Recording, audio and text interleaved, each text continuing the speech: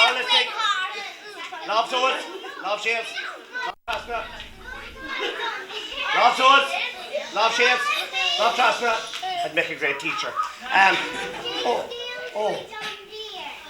It's gone. We'll have to bring it back. Say the magic words again. Magic stick. Kazoom, kazoom, kazoom. And we see what we have here now. We'll get rid of it. Try again. Try the magic words. Kazoom, kazoom, kazoom. And then when we open it, look. And the first story I have, which one? No, Tom, we got one here now. Yeah, this one. I want to tell you a story because are you always this well behaved because you're marvellous? There's this woman lives near me in Cork. Well, you wouldn't know I'm from Cork because I don't have an accent, but I'm actually from Cork. And do you know what she does? If anybody finds a lost cat, or a lost dog, or a canary, they bring her up to Maggie Healy to mind them. And one day she was getting very upset. She was very upset. Do you know why? Because she had 5 dogs, 6 cats, a canary and a rabbit, and she hadn't enough food. She said, how am I going to feed all those animals? And next she heard scratching at the door. Oh no, she said, don't tell me there's another lost animal outside looking for his dinner. And when she opened the door, do you know what was outside? A lion. And the lion went, roar! Oh, she said, there's no need to roar at me, I'm not deaf. And she brought the lion in, and the first thing the lion did, he got 2 rats, 2 cats, 2 dogs, and a hamster. Put down those animals, she said. You could play with them after you've had your dinner.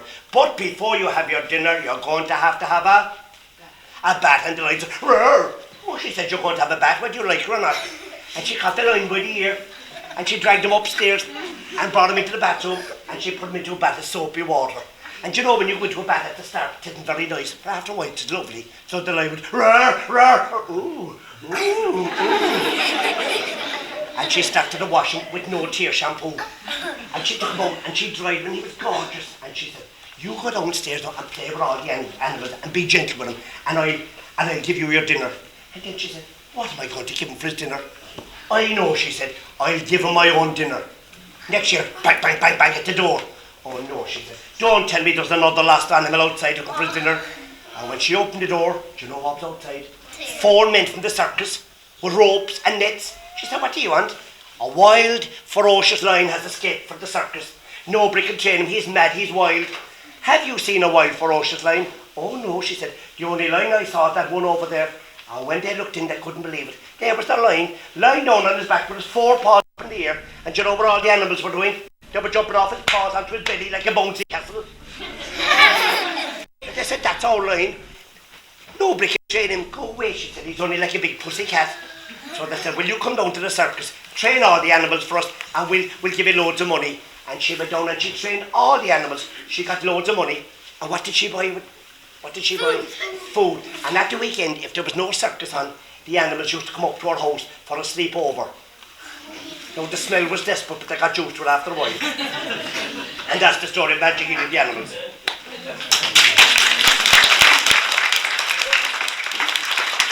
Now we have one song here that we all know, but Mammies and Daddies hate it. Teachers hate it, but we love it. Are we all ready to sing it? Watch out, we all know it. Are you ready for it? Yeah, are you ready now? Ready? 1, 2, 3. Jingle bells, jingle bells, jingle all the way.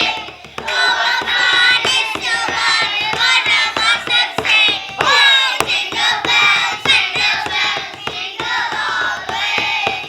Oh, what fun it is to ride in one-horse and sleigh. Is that brilliant? Now, next thing I want you to do is, when I start playing this, I want you all to put your hands in the air.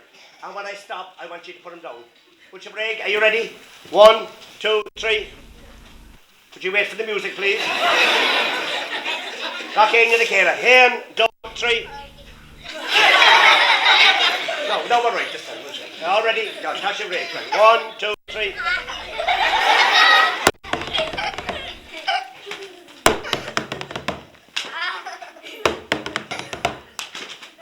All together. 1, 2, 3. This time we're ready. 1, 2, 3.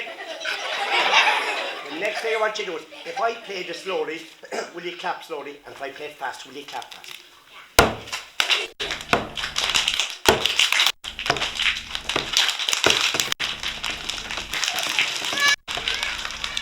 We will take as a suitable round of applause to finish on, because we must go on to the next room. So all I can say is, thank you very much for listening to us all this morning, and I hope you enjoyed the rest of it. And did you enjoy yourselves? Yeah.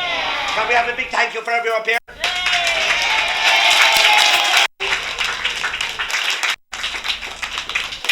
Now, we're leaving here, I think, and we're going to another room. So you stay here and get nice and cold, comfort, and we'll see maybe later on again. So,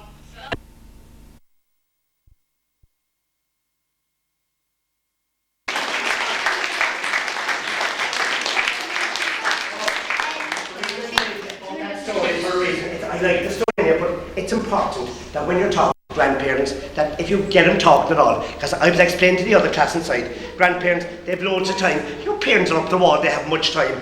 Your grandparents have loads of stories. And you know what else your grandparents have? Loads of money if you can get off them. Well, my grandmother is 89 this year, and she's a bit strange. I shouldn't say that, should I? I shouldn't. She's not strange, sorry. Her house is a bit strange. Wait till I tell you about her house. She has no television, no DVD, no computer, no electricity. And do you know what she loves to do? She loves to read at night time. So how would she read at night time? No more electricity. Candle, yeah. Tell me how she cook her dinner. On the fire. And when I used to stay with her, I was only about 8 and a half. And when I used to stay with her, do you know what she used to give me every night going to bed? Beans and toast. No. That was in the morning. She was giving me a cup of warm milk. And she was heat by the pot. Right? And she said I had to be put to sleep. I'll wait a while there because I'll see half in a minute there. I was like, waving the eclipse. Smile off the camera there. So anyway, I was staying with her. I just remember now, it was this time of the year. It was coming up, the Halloween time. And I tell you, can you see, you've been brilliant now. Move back a small bit so I can see the rest of them there 1 second. I'll move around and you can follow me. What happened was, it was Halloween night. I was out trick-or-treating. And I came back in. When I came back in, she was either after forgetting to leave a candle lighting, or the candle had burned out. So I was after eating a lot of peanuts, monkey nuts, so my throat was very dry. So I said I'd make my way out because I could just make out, you know, the right coals of the fire before it goes out, the ashes. I said I'd get 1 drink of milk. So I crawled out by the fire in the dark, and I saw the fire. Next, I saw the cup, and I put the cup into the pot, and I put the cup up to my lips, and I was just going to have a drink when I nearly died with fright. Remember, when I was only 8 and a half, what was sitting at the other side of the fireplace? Only a man with long bony fingers and a long bony face. I nearly died. But when you get a fright, you do strange things, and you know what I did? I remembered my manners, because my granny was always on about caring is sharing, sharing is caring. So what did I decide to do? I said I'd offer him a drink of milk. Now in Cork, as you know, you always ask a person 3 times. So I put the cup into the pot. I said, would you like a drink of milk? And he said, I'd ask him again, I said, would you like a drink of milk? And he said, and I knew I'd only 1 chance. I put the cup in, I said, would you like a drink of milk? And he said, no!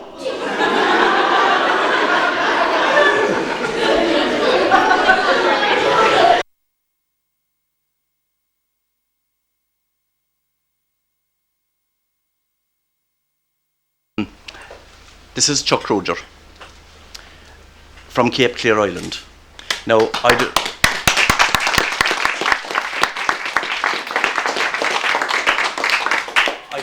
don't have to say any more, because if Chuck will start talking, he'll do the whole lot himself, because he has an amount of experience of writing stories. He's not a storyteller, but he writes stories. And he was the man that started the first. We have a storytelling festival here in Ballinagreed this weekend. He started the very first storytelling festival in Ireland, in Cape Clear. And he was the man that went around canvassing people to get out their stories, bring them to the storytelling festival, got it up and running, and he has written a couple of very interesting books. I think the last one he wrote was The Man Who Talked to Himself. Maybe he wrote another one after that. I've written 2 since then. Oh, I'm not up to speed at all. And having said that, I won't say any more. Chuck is going to take it from here, and I'm sure he's not going to be stuck for words. I believe in stories. I once had an experience. I was a teacher in Switzerland for 26 years, and I happened to invite a storyteller to come to the school. I don't know if Eddie's ever met Joel Benizzi or not. Joel, you have met Joel. I talked to him on the phone for about an hour just this week. He's from California. We had a mutual friend in Zurich, Switzerland, who said, hey, you're a teacher at this international school. Why don't you have a storyteller come there? Well, I'd never heard of a storyteller before. So I invited Joel. I watched what happened when he was in the room with all the students, and even the students who were kind of the most laid back were on the edges of their chairs. And I saw what stories could do. And I thought, gee, he works so well. Next year I'll have him come back for a week. And for 1 week, Joel came back. He went to he was in the chemistry class, or the biology class, the physics class, the Irish history class. And in every class, he was able to tell stories which meant something to the students there. And I now realize that stories are a bit like acorns. If the story is good, and you hear it, the acorn has been planted. And I remember once hearing a story about acorns. There was, since I am an American, I left the United States during the Vietnam War. I was so against that war. You can imagine how I feel now with what is going on in the world. But I've never been that happy with wars. But back around 1818, an American soldier got aboard a ship, and they went to St. Petersburg, which was then the capital, unlike Moscow today. It was then the capital of what we call Russia. And he took with him a great bag of acorns, of all things to take with him. But he had an idea. And when he got to St. Petersburg, he left the ship, went walking around, and he found the American embassy. And he knocked on the door, and finally they let him in. And he said, could I please talk with the ambassador? They didn't know he was dressed up in, he was an army, a navy man. The ambassador accepted him in his room for just a moment and said, what is it that you want, boy? And the young man said, I have a bag of acorns here I wish to give to the Tsar. Now, the Tsar was kind of the king of Russia at that time. And the American ambassador looked at him. You must be crazy. Get out of here. And the soldier was thrown out of the ambassador's office.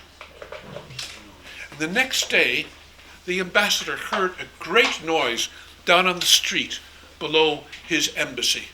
And he looked out the window, and there was the golden coach that belonged to the Tsar of Russia. And he thought, oh, the Tsar is going to come and visit me. How lucky I am today. Get everything ready, he told all his workers. Sure enough, there was a knock on the door. The ushering process to welcome the Tsar was in process. But who came in? The American soldier boy. The ambassador said, what are you doing here? You came. I looked out the window and I saw 4 black stallions pulling a golden carriage. And you're the person who got out of that carriage and came up here? Well, yes, I am, Mr. Ambassador. I just wanted to tell you what happened to me yesterday. After I left your office, I went and I stood outside the Tsar's palace. And I stood there, and finally a man walked over to me and said, what are you doing here? He said it to me in English. And I said, I have a present for the Tsar. What is your present? I have a bag of acorns from Virginia, from George Washington's old house, from an oak tree he planted there. And this is a gift from America to the Tsar. Come with me, boy. And the representative of the Tsar had a great big ring of keys. Eddie had some large keys just a few minutes ago to open certain things with. These were very large keys too. And the representative of the Tsar took the boy through this door and that door and that door. Finally, they came into a large garden. And there was just one person there in the garden. It happened to be the Tsar of Russia. And the representative of the Tsar said, please take your present to the Tsar.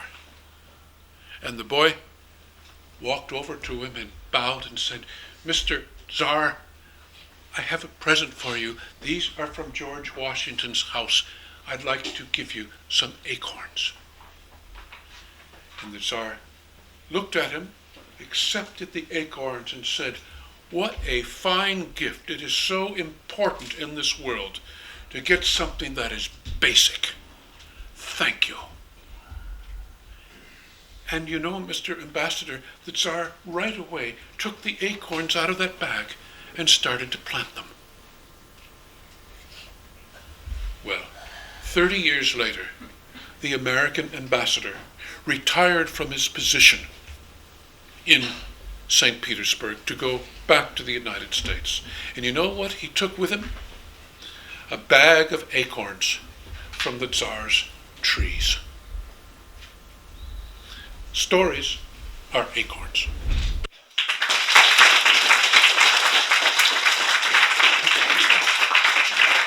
Thank you very much.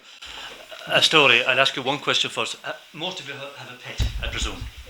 Most people do. And I'd be safe in saying I'd say that most of your pets are either maybe dogs or cats. Now, there'll be other budgies, goldfish, God only knows, pet rats, and it could be anything. But most people have a dog or a cat. Now, I find my dog is mighty useful to me. Charlie is a Norfolk Terrier. And it's due to Charlie that I still have my Irish, what Irish I have. Because in the part of Clare that I live in, nobody speaks Irish. But when I take Charlie for his evening walk, it's not a walk at all. Shoelies. Immediately the ears go up and he go for the lead. And while I'm out walking Charlie, then I'll conduct my conversation with Charlie in Irish. As practice. Otherwise, you lose your language, whatever language it is, if you don't practice it. You have to. And that's my way of practicing, because who thinks you're crazy if you talk to your dog? Nobody. Everybody talks to their dog. I mean, if you didn't talk to your dog, you would be crazy, because dogs are almost human. You ever look at the way they look at you, the eyes, they know exactly what you're saying. You say something and the ears go up, or the attention, yeah, you all know that. But one of the strangest animals of all, and I could be here, look with you until Christmas and asking you, what is the animal that there are most stories about in Irish folklore? Well, I'll take 3 or 4 answers. Human? No, animals now. What? Well, sorry, you're right. Humans are animals too. No.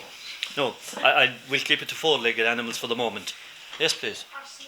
No, and you think it should be, because horses have been with us forever. No, not horses. Yes, please.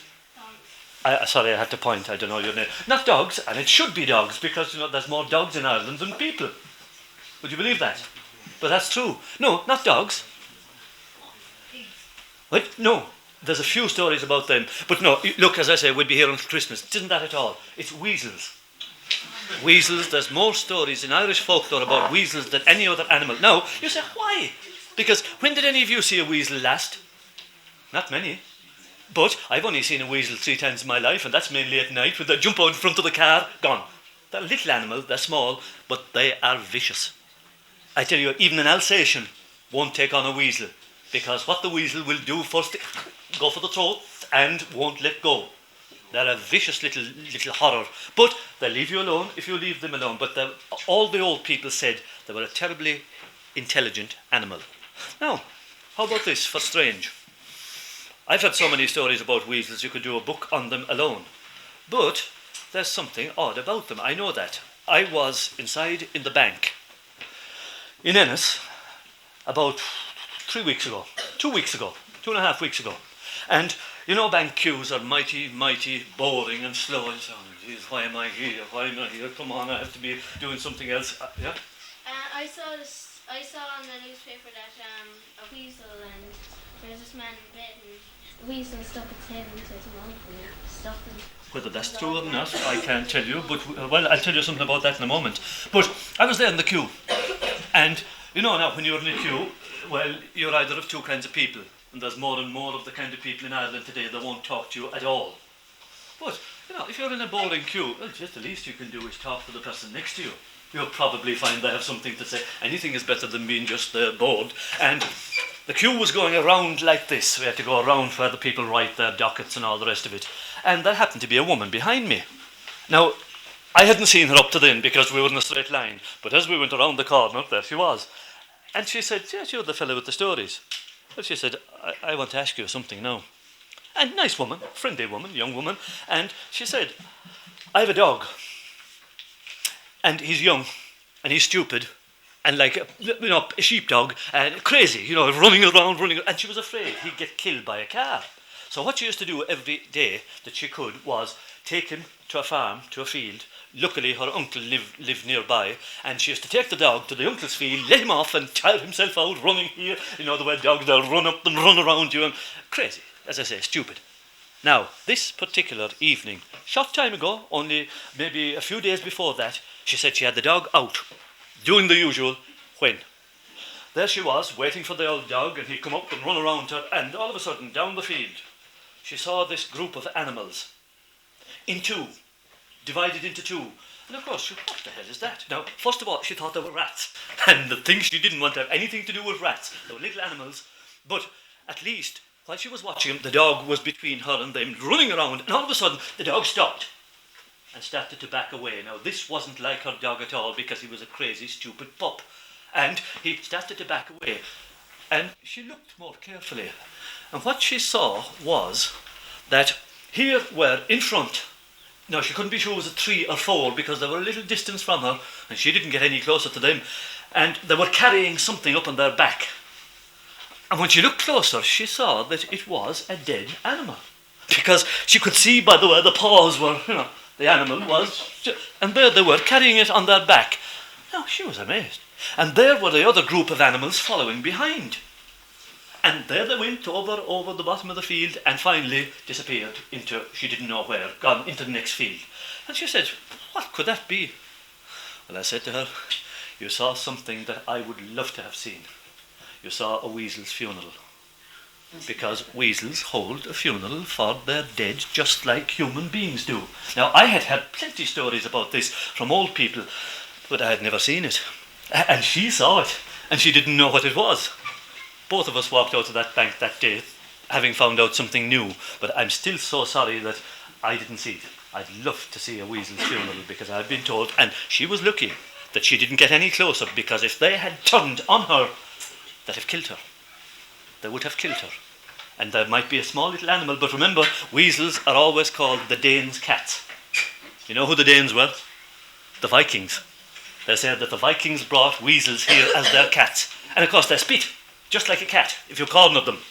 And do you know what the Danes' dogs are? The Vikings' dog? No, not a wolf, the fox. The fox is the Danes' dog and the weasel is the Danes' cat. And as I said, there are more stories about weasels than any other animal in Ireland. I'll tell you during the day a couple more of them. Some of them not nice. Some of them not nice. You don't tangle with weasels. If you do, you're going to lose. So, I'll meet you later on. I'd say we have to probably go to place above. Yeah. Thank you. Yeah, no bother.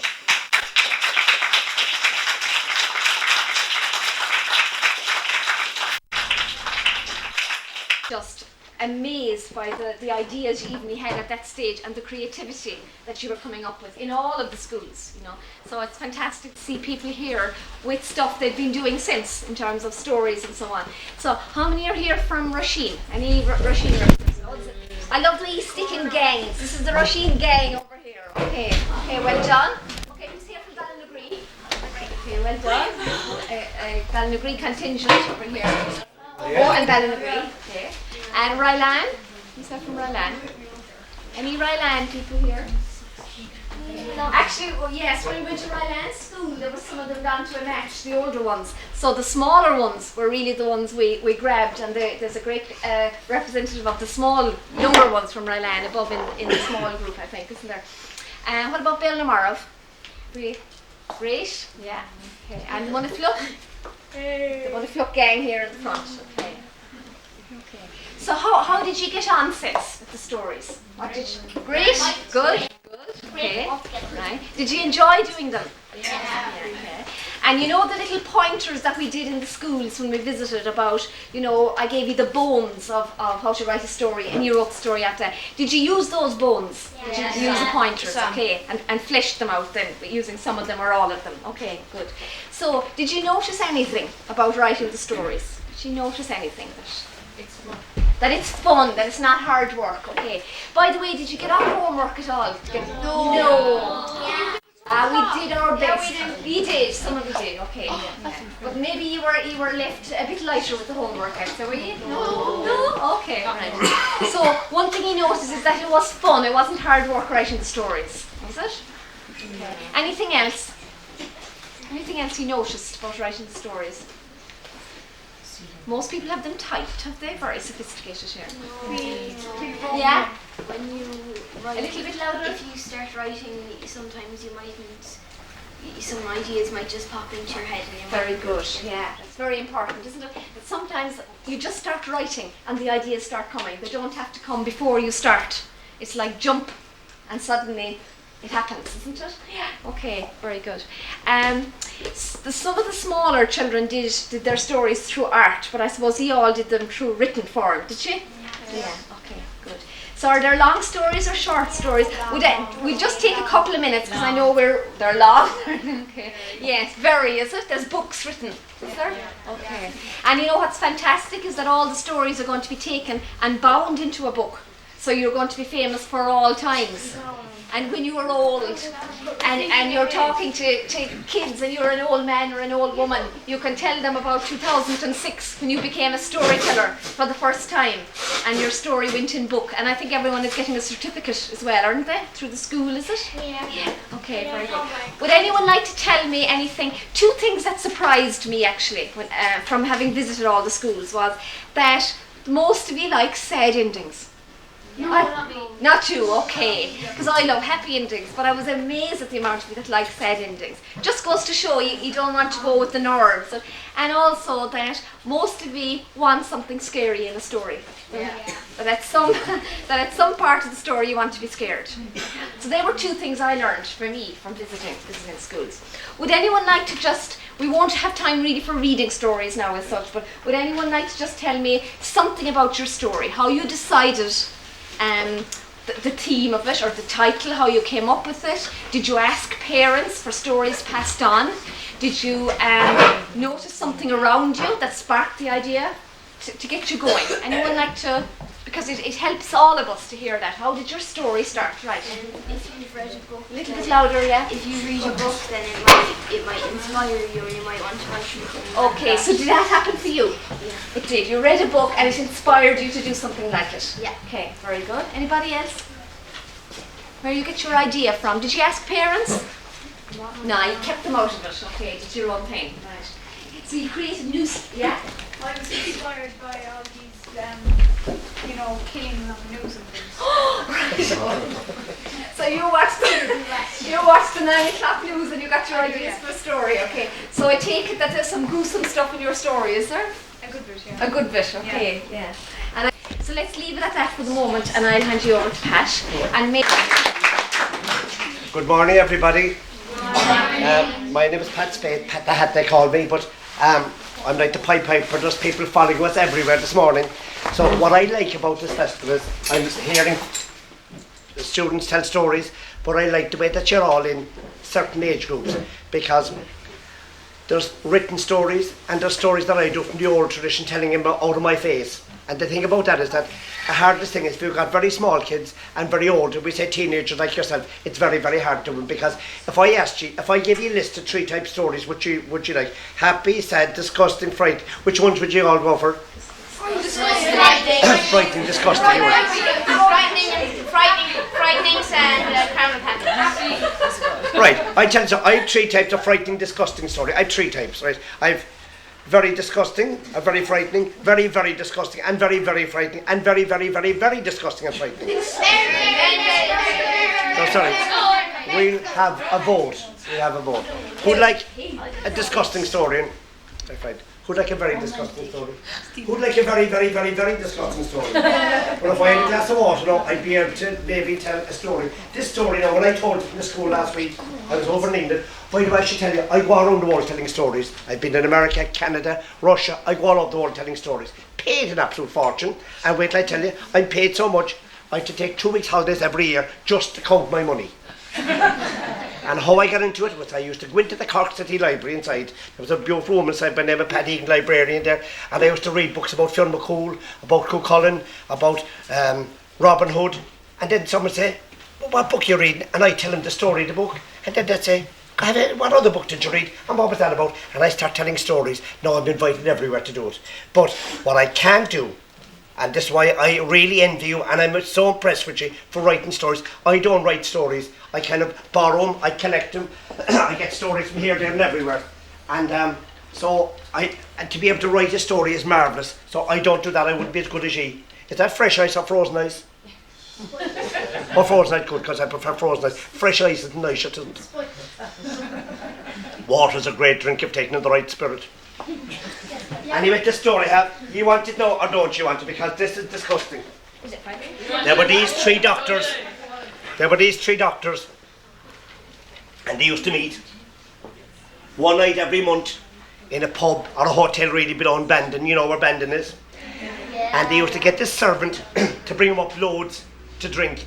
And when you drink, you get drunk. And when men get drunk, they'll either do one or two things. They'll either start fighting or start boasting. And the three doctors started to boast. The first doctor said, I am the best doctor here. And the second doctor said, you are, yeah, you are, yeah. He said, I am the best doctor here. And the third doctor said, you are, yeah, I'm the best doctor. And the first doctor looked at the table, and you know what he saw on the table? You know, the small knives for buttering bread. And he picked up, he started to cut through the skin of the hand, through the veins, the bones. He cut the hand clean off, cut it by the small finger, and threw the hand in the corner and says, I'll come back next month and I'll put that back on. Well, the other two doctors are looking foolish at him. And the second doctor looks at the table and looks back at them. And you know what he sees on the table? You know the small spoons for stirring your tea? He picked on him, pokes out the eye, and throws it in the corner. He says, I'll come back next month, he said, and I'll put that back in. Well, the last doctor's looking foolish at the two of them. He looks at the table, and he looks at them, and then he catches his nose, and he starts twisting at his nose at it, till the snot starts pouring down and drip off his elbow.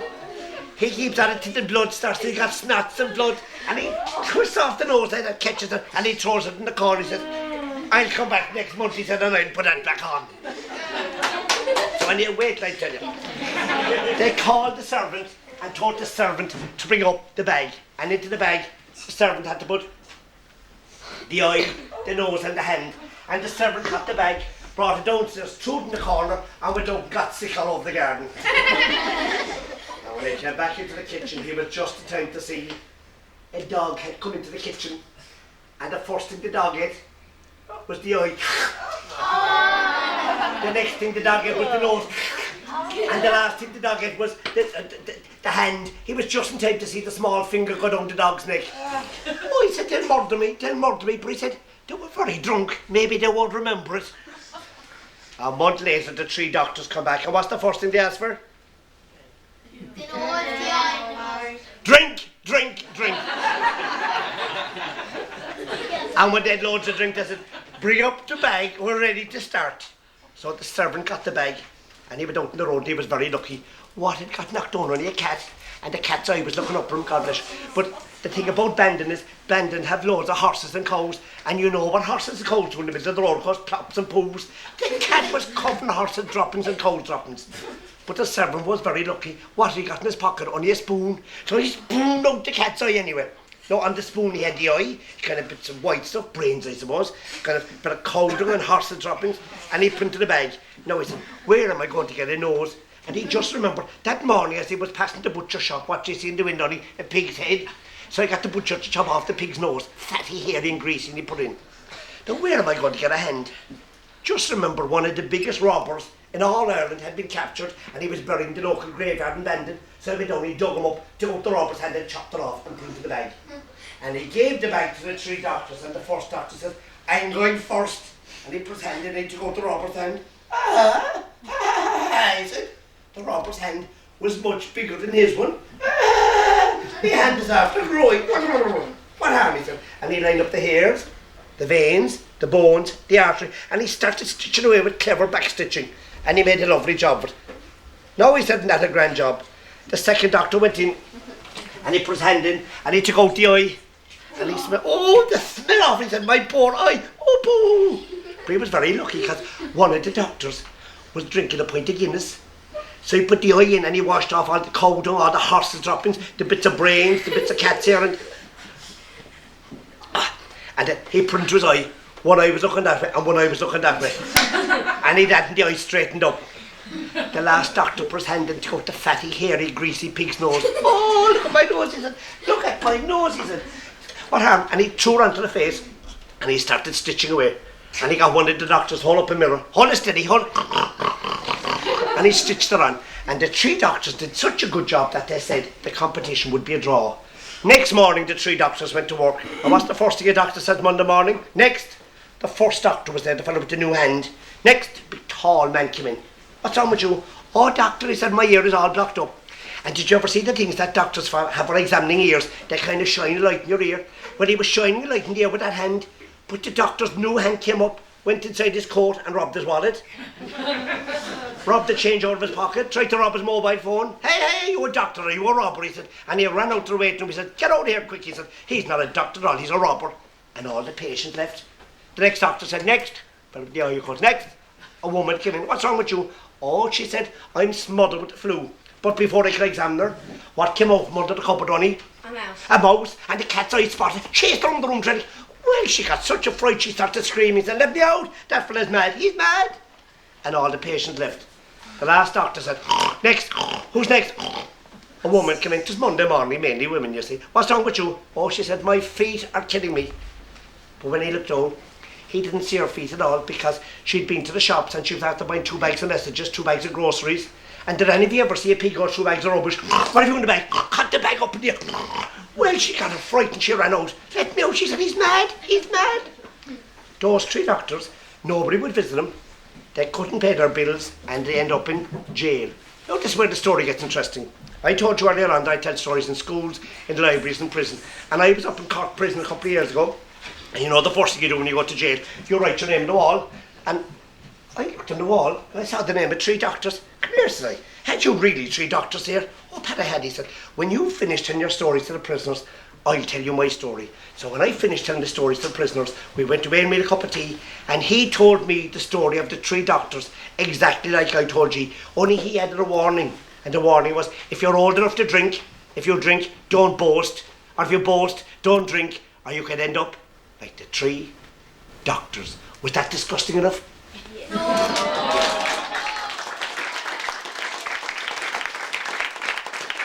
So we're going to have, with a bit of encouragement, all the way from the Shetland Islands, right, where they make the ponies, we're going to have a bit of music. Do you make ponies out there? So would you give a big round of applause all the way from Shetland Islands for a gorgeous tune? God only knows what it be, because he's brilliant.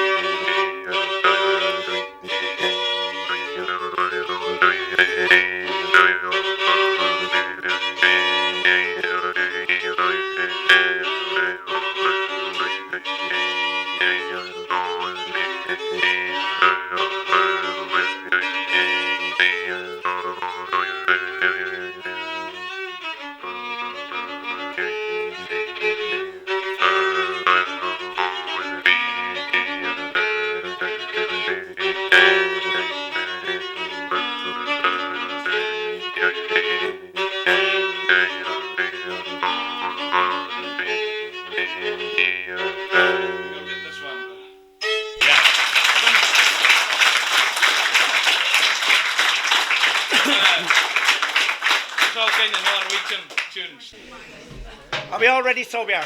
There was a time in Ireland one time when you couldn't swing your hand around your head without hitting a king. They were everywhere. There were some good kings and some bad kings. And this king, it's my pacemaker, is it? That phone out the way there. I don't know any Michelle Pfeiffer. Anyway, this king had loads of land, and this father and daughter had no land. So they came up to the king and said, Your Majesty, will you give us some land? And he said, I might. And then again, I might not.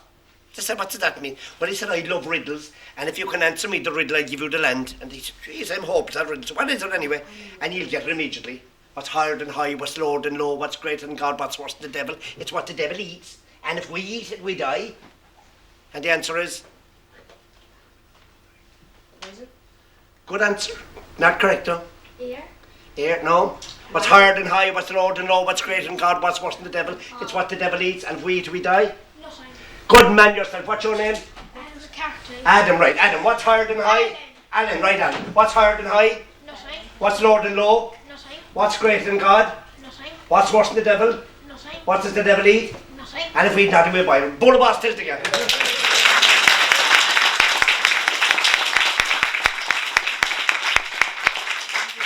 So the daughter was as clever as Alan, and she got the riddle like you did, and she got the land, and the father was working the land. He had a kind of shovel, and they were shoveling like that. Next, his shovel hit something, and he reached down. Do you know what it was? A cup made out of gold. Look at this, he said. I'm going to give that cup to the king for a present. She said, I wouldn't do that if I were you. You'll only get into trouble. He said, how in the name of God could I get into trouble for giving the king a present of a cup? I'll tell you why, she said. Because if you give the king a cup, he said, where there's a cup, there's always a saucer. He said, I didn't find any saucer. She said, I know you didn't find a saucer. And you know you didn't find a saucer, but the king won't believe you. But do parents ever listen to their children? Your parents ever listen to you? No. So he came up and he gave the cup to the king, and the king said, that's beautiful. He said, but where's the saucer? She said, I didn't find any saucer. Oh, said the king, we'll find out where you did or not. And he sent him down to the dungeon, and he sent the torturer down after him. After a while, the torturer came back up and said, Your Majesty, I can't do this anymore. What do you mean? Look, he said, every time I hit him with the hot poker, he says, why didn't I listen to my daughter? Why didn't I listen to my daughter? Send him up to me. What's this business about your daughter? My daughter told me that if I gave you the cup, I'd only get into trouble, because you say, where there was a cup, there was a sauce, and I didn't find any. Oh, said the king, your daughter thinks she's clever, does she? Right. I want her to come to me in 3 days' time. She's not to come to me by day or by night, walking or riding, naked or clothed, with a gift or without a gift, or else she's for it. So the father went home bawling, crying. You know, so what's wrong with you? We're in right trouble. The king wants you to go to him in 3 days' time, not by day or not by night, not walking, not riding, not naked, not clothed, not with a gift or without a gift, or else we're for it. Gee, she said, that's very easy. Yes? Don't go at all. A good answer, but he wanted more. No, I like the way you're thinking. Do you know what she did? She said, will you buy me 3 things? Will you buy me a fisherman's net, a goat and a dove? And he did. So what did she do? She took off all her clothes and she wrapped herself in the fisherman's net. So she wasn't naked or clothed. She put one leg up in the back of the goat and one leg dragging along the ground, so she wasn't walking or riding. And she arrived just before the dawn came up and just before the night finished. So she didn't arrive by day or by night. And in her hands she had the dove, and she said, Your Majesty, this is for you. And when he put his hands to take the dove, she opened her hands and the dove flew away. He had a gift, or she had a gift, and she hadn't a gift. And the king said, Jesus, you're one clever woman, and come here, you're not bad looking either, he said. Would you like to marry me? And as she wasn't doing anything else that day, she said she would. Everything was grand until the king said to her one day, I want you to promise me something. What's that? I want you to promise me that you'll never disagree with me in public. Wasn't that a strange thing for a man to ask? She said, fine, anyway. Sometime later, this farmer had a cow, and during the night, the cow gave birth to a calf. And the calf strayed into the next field in between 2 horses, and the farmer that owned the 2 horses said the calf was his, and the farmer that owned the cow said, are you mad? He said, it has to be mine.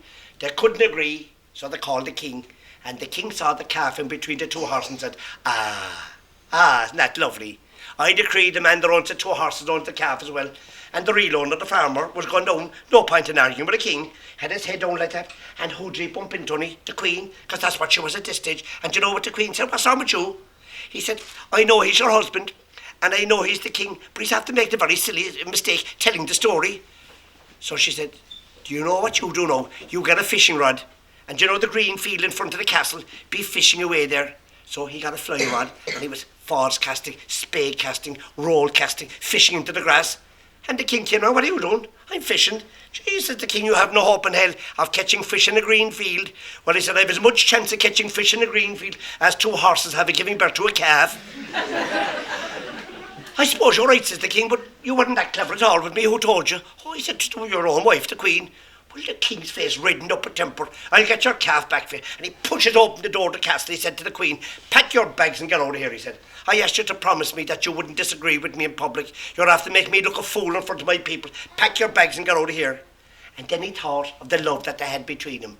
And he said, look, for the love that we had between us, take a gift. Take what's most precious belonged to out of the castle and get out of my sight.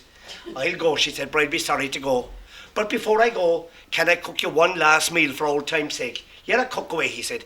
And she cooked him a beautiful meal, and they had loads of red wine. In fact, I think they made a song about it afterwards. Anyway, when they drank all the red wine, he fell asleep, and he woke up in a dungeon. But it wasn't a dungeon at all. Where was he? Only back in her old place with her father. She said, what am I doing here? You're here, she said, because the last thing you said to me on leaving the castle was that I was to bring the gift that was most precious to me. And you're the most precious gift in my life. And he looked at her, he said, God, he said, you're one clever woman and you're gorgeous ever. Come on, give me another chance. Bring yourself and your father back to the castle and I promise to behave. And they all went back to the castle. And if ever there was a difficult case came up, the king would always call the queen out to help. And lads, if we listen to women a bit more, we might have a better world than we've here today. I have a riddle that usually fellas get now. Girls don't seem to get this, but this riddle is this. Imagine you're in a dungeon, a circular dungeon. No windows or doors, right? You know that, yeah? I do. Well, don't tell them, so I'll see the rest of them won't see if we can get them. If I'm stuck, you'll help me, will you? Good. Sorry. Outside the dungeon is a moat full of sharks, piranha fish, electric eels, conger eels. And beyond that is a huge forest. And beyond that is a 210-metre high wall. And all you have to escape with is an apple and a penknife. How do you escape? What do you say? No, good thinking though. Concrete scene, yes? Yes, anybody here? Right, first one. How do you get out of the circular building? You cut the apple in half to make a hole, climb out through the hole. You cut the apple in half, 2 halves together make a Hole. and you escape out of the hole. You come down to the moat. And what do you do with the moat? Wait a minute, somebody else. What do you do with the moat? Yeah, what do you do? I know this stuff. Tell me so, go on, because they're all waiting. Okay, you wait until you're really bored and then put the board over the moat and go. You walk around the moat and you walk around till you get bored. And when you get bored, you pick up the board and you put it across the moat and you walk across it. You come to the forest and what do you do? You scream and scream until your horse, you climb on the horse and You roar and you shout till you get horse and you hop up on the horse's back and you gallop through the forest. What about the 210-metre high wall? Oh, Yes. you wait till it's light, lift it up and walk out. Now, tell me, where did you hear that from now? Yes. I heard in school. And where did she hear it from? Our cousin. And where did our cousin hear it from? I don't know. Where did she meet me? Because when I go back to schools, like I was over and I spent last week now at a place called Newcastle upon Tyne in England, and I suppose I told stories to over 2,000 children there, right, all ages. But when I went back, some children had brothers in different schools and they knew the riddles because they'd heard it from the place before. And that's one of the most important things about stories, is that you pass them on. Now I'm going to ask you something now, lads and girls. We've been telling stories at the time. I think at this stage, you know you're dead safe here, you're nice and relaxed. Would one of you do us a big favour and read one of our stories, please? Wouldn't it be nice? Wouldn't it be nice? What are you going to do for me? Go on, that's one. Would you read this? In a house in Sicily, there lived a family of 3 living in 14 Tivoli Road, Beautiful Lane. They are the Collins family. There is Maria the daughter, Anthony the father, and Mary the mother. One day, Anthony said, Maria, we need to have a talk. They sat down at the round kitchen table and Mary said, Maria, you were a witch. Maria laughed. Maria, if you don't believe me, I will show you a spell, said Anthony. Fine, show me one. Make that candle over there float without touching it, said Maria. So Anthony picked up his wand and said, Levosus mimosas, and to Maria's surprise it levitated. She stared at it wide-eyed as her dad set it down. He said, you will have to go to Knatcha Wizardry and Witchcraft School tomorrow. Hold up, said Maria. Number 1, what is Knatcha or whatever? And number 2, how come you never told me before? Then Mary said, Knatcha is up on cloud 97 and we what? Up on cloud 97, gasped Maria. Yes, I know it sounds weird, but it's there. Now we did not tell you because you are only allowed to tell your children when they are 12.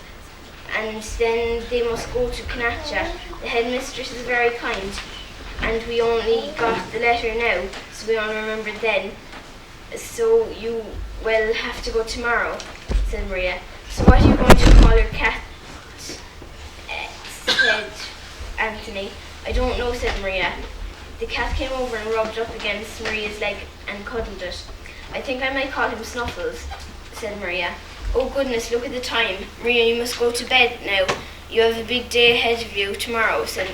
Okay, good night. Come on, Snuffles, said Maria. Oh, Maria, said Mary, you only have to go there for 2 days. Well done.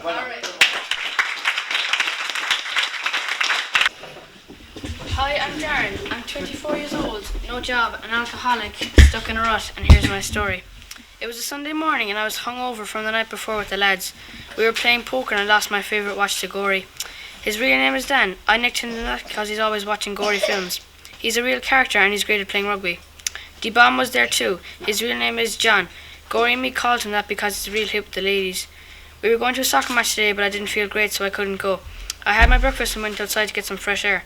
I was listening to Today FM on my portable radio and there was a brief interruption. It said, Recruits wanted, the USA Army needs you. Sign up at 1600 Pennsylvania Road, Washington DC on Sunday the 17th of May. We apologise for that brief interruption. It was back to Today FM. Boring. I went back to bed after turning off my radio. I thought about my life and what I was going to do with it, and then I thought about the interruption on the radio and the US Army. I had written down the address automatically. I used to be a secretary, so I knew where to when to go. I left a piece of paper under my pillow and decided I'd leave it until later. I went to the bar where Gory was working and bought a couple of pints, and then when I was settled I told Gory about the USA Army and all that. He started laughing so hard when he was crying. He stopped when he saw I wasn't laughing with him. Are you seriously thinking of going? He asked me in a shocked tone. No, I suppose not. Unless something terrible happened, like somebody close to me died or something like that. Because there's nothing here for me, Gory. Half the time I'm drunk. I've mountains of bill to be paid and I don't have enough dough to buy a proper meal.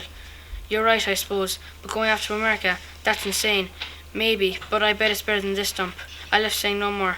I was seriously thinking about leaving now. I was going to my dad's for dinner and I thought I'd bring up the subject with him. After all, he used to be a Navy SEAL and he could definitely give me some advice. When I got to my dad's house, the first thing I saw was the door wide open. I wasn't too surprised as my dad's got Alzheimer's, so he's forgetting to close stuff like windows and doors. But as I got closer, I saw the door hinge lying on the front porch. It must have fallen off, I thought to myself, but as I walked through the door I came across photos and pictures smashed and cracks strewn all over the hall, and now I knew something was wrong. I started to panic. I took a swig from a flask of whiskey to calm me down, but it dribbled down my neck because my lips were shaking wildly with fear. I started shouting, Dad, Dad, where are you? I yelled at the top of my voice. There was no reply. Cold sweat started dripping from my brow. I had checked every room except the basement. I grabbed a butcher knife from the kitchen drawer. I cautioned myself. I was ready for anything, so I thought, but suddenly I heard footsteps coming up the basement stairs. I froze with fear, terror struck. I put my back against the wall behind the basement door and waited for whatever was coming next. The footsteps were at the door now, and whoever it was who came around the corner, they were coming straight for me. I panicked, and without thinking, I struck straight through with the knife.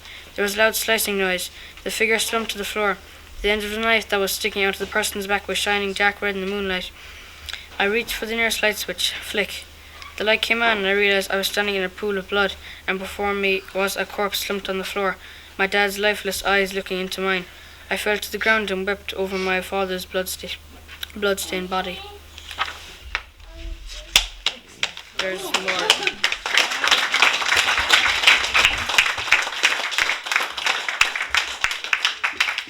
To tell the story from my grandmother, I got a lot of stories because she'd kind of I was telling the other class, she's got a very a very strange house. Well, I suppose you wouldn't, not strange, right? An old-fashioned house. She has no CD player, no computer, no television. She has no electricity in the house. But the thing about it is that she loves to read, and she is the librarian driven mad. She reads the Echo. At night time when you come, she's always reading. So how would she read at night, lads, if she had no electricity? A candle. How would she cook meals and things? Over the fire. And I tell you why, because I used to stay with her when I was about 8 and a half, and she used to give me warm milk to drink every night going to bed. And one night I can remember Halloween night. Oh, by the way, there's a spell on Halloween, if any of you need to know it.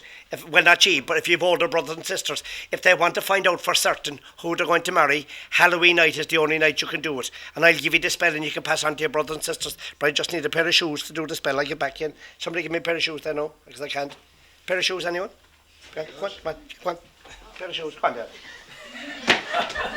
Jesus, you nearly pay ground rent on them. On Halloween night, right, you put your shoes in this shape, the shape of a T, and you put them on the ground by your bed and you say the spell.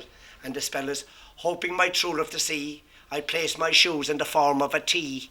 I want you to do that when you dream clear as a picture, DVD or video of the person that you'll marry. It's frightening. I don't mean the person you see, I mean how clear it is. Hoping my true love to see, I place my shoes in the form of a T. Only on Halloween night, if you want to find out. And it works for all ages.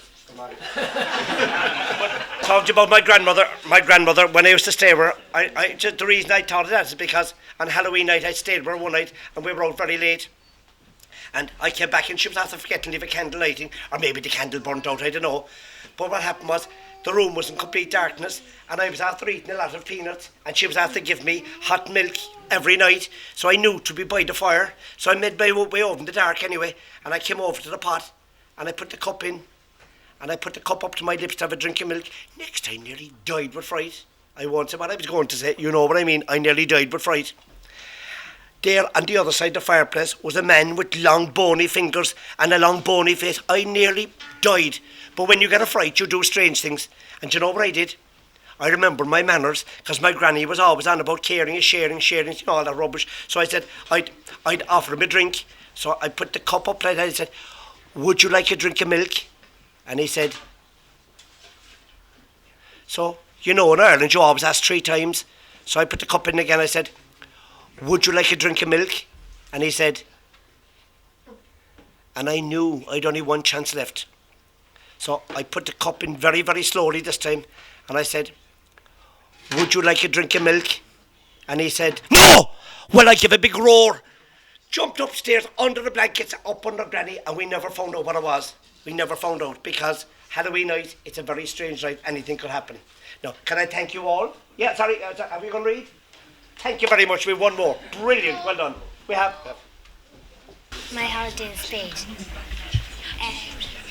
I was delighted when my mum told me she was taking all the family to Slough in Spain for a holiday. I was very excited as the holidays drew, packed my bag a week before we were going. My mum said only to take shorts and t-shirts, as the nearer the weather, the weather in Spain would be very hot. On Friday morning, August 25th, I got up at 5 o'clock because we were supposed to be at the airport at 7 o'clock. When we reached the airport, we parked the car in the car park and we took our cases to the check-in desk. There was a long queue, so we had to wait for it. Seemed like hours. Our tickets and passports were checked and we were left through. I was really excited when the plane took off. It was my brother's first time on the plane. He loved it. We arrived in Reese Airport 2.5 hours later. Our neighbours were on the plane as well, and they were going to the same place as us. When we got off the plane, I could feel the heat. It was lovely. We had to go to the customs, and then we met a rep from the First Choice Holidays, and she showed us to our bus that took us to the apartment in Cap Slough. It was really lovely. We were on the 3rd floor. We had a balcony overlooking the swimming pool. We unpacked and then headed straight for the pool. We met the Sullivans there. The next day, we went to Portaventura, the theme park. There were loads of rides there. We had to queue up at each ride for at least 1 hour. I loved the roller coaster. My mum didn't go up on any ride. She was too scared. We were really tired that night when we reached home at 10 o'clock. We listened to the music at the poolside for an hour and then went to bed.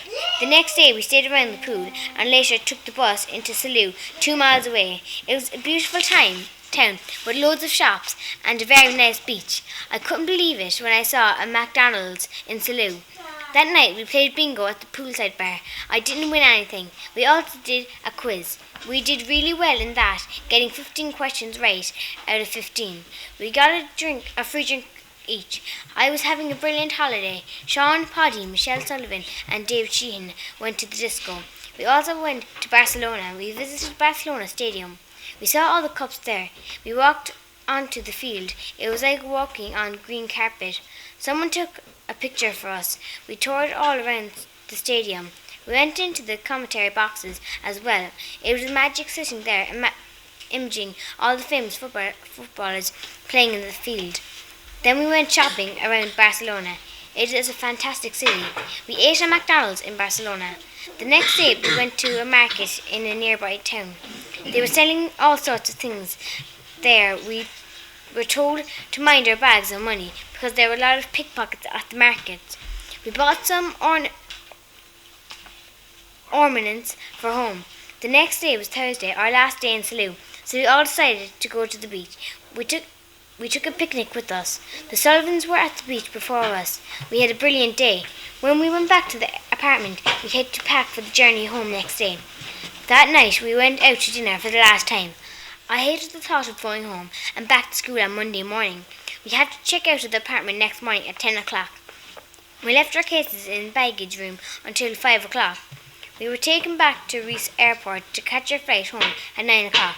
We went home with our shorts on us and we arrived back at Cork Airport. It was really cold and rainy. I had a brilliant time in Spain. It was my best holiday ever. I would love to go there again.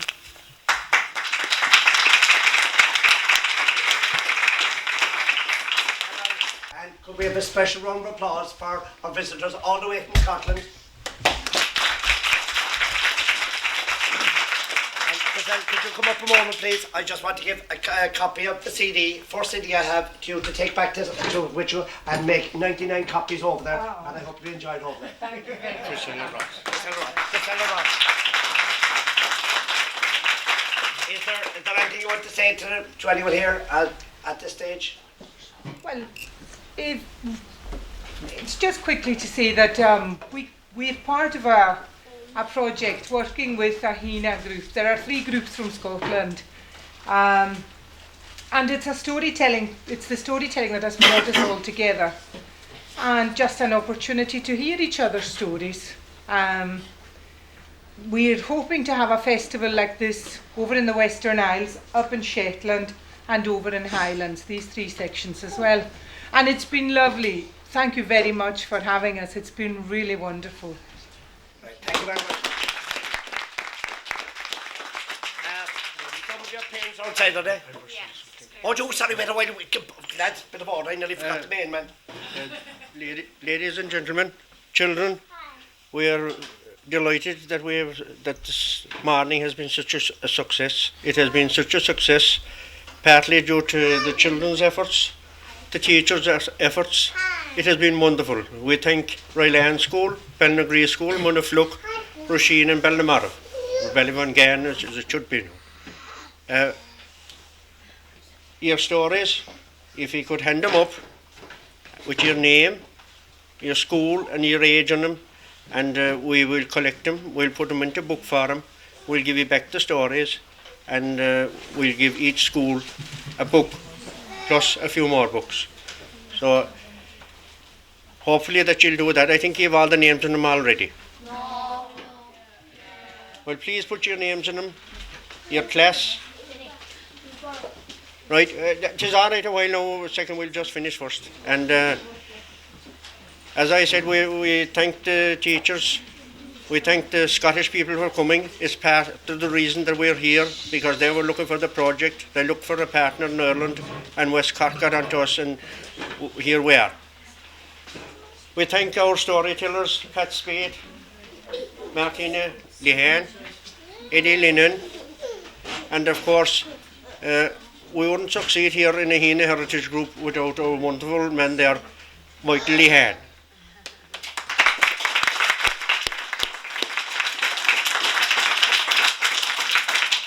Michael is the coordinator of all these stories, plus the storytelling that's on at 2:30 and the script at 9 o'clock. And we hope that he'll continue. He'll be here at the periods also. We'll have excellent entertainment in those 2 periods. So I think we thank the owner of the pub here, Linda and Danny, for entertaining us, and we thank Ballinaglee National School and the Board of Management for allowing us in there. So with those few words, we thank you very much, and we had a most enjoyable morning. Thank you all.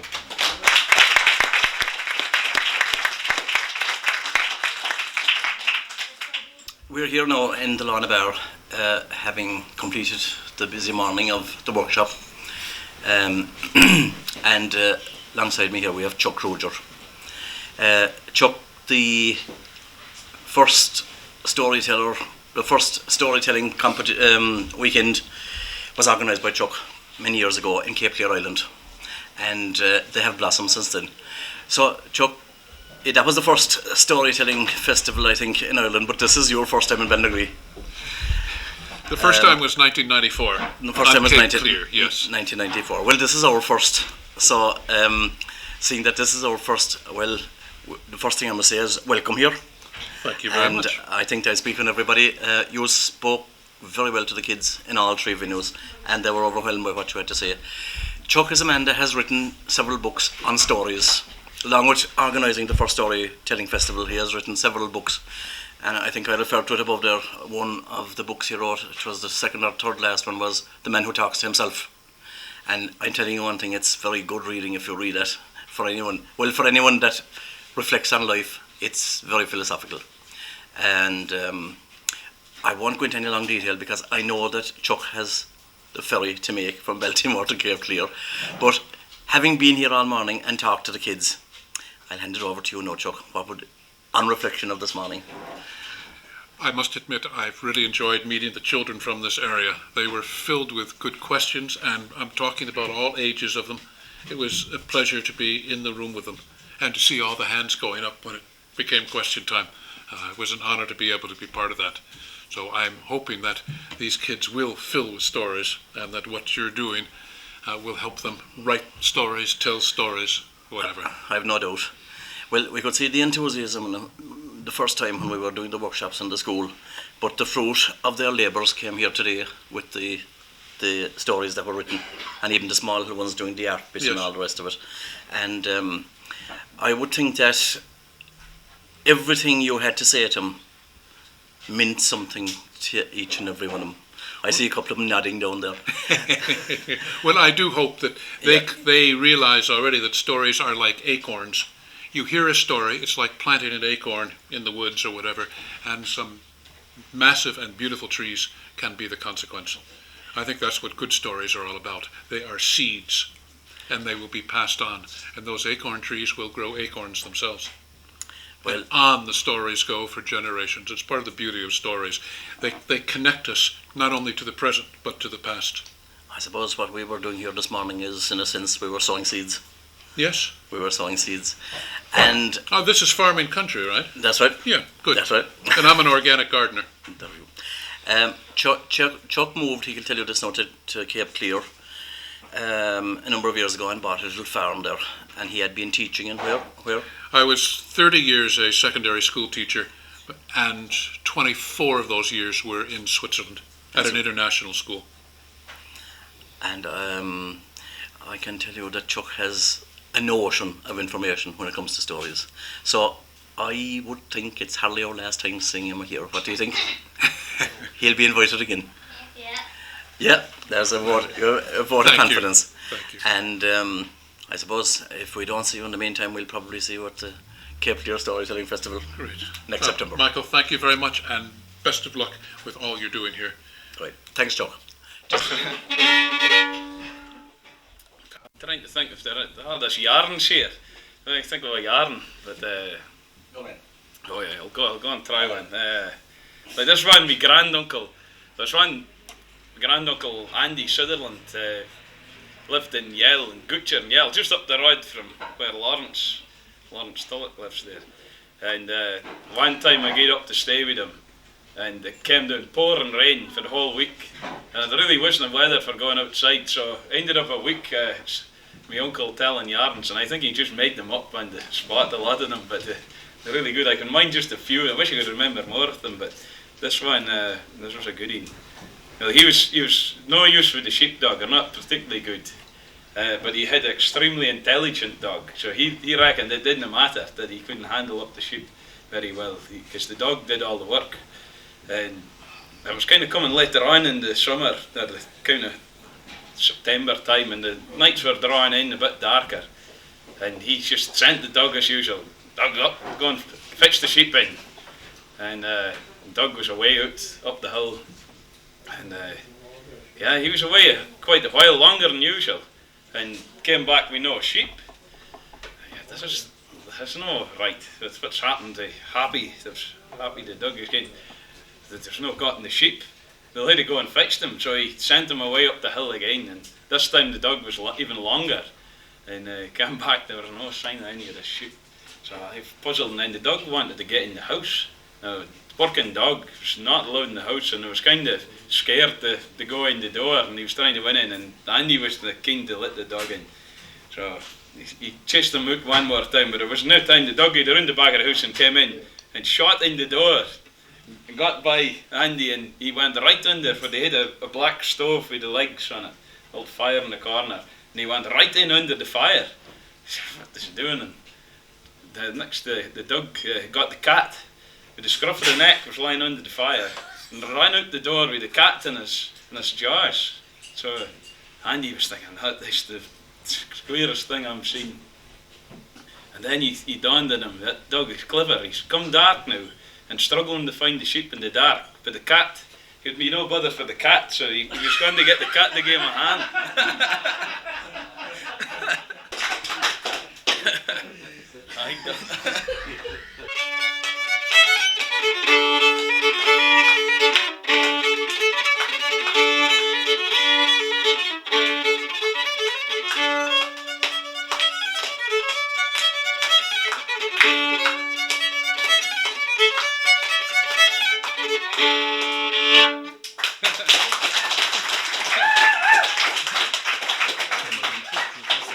I might call now on the man with the hat, Ted Lorden. Most local people know Ted. He's an accomplished storyteller. And anyone that doesn't know him will know after tonight that he is an accomplished storyteller. Right, Ted? Welcome. Thank you. Right, Ted, off you go.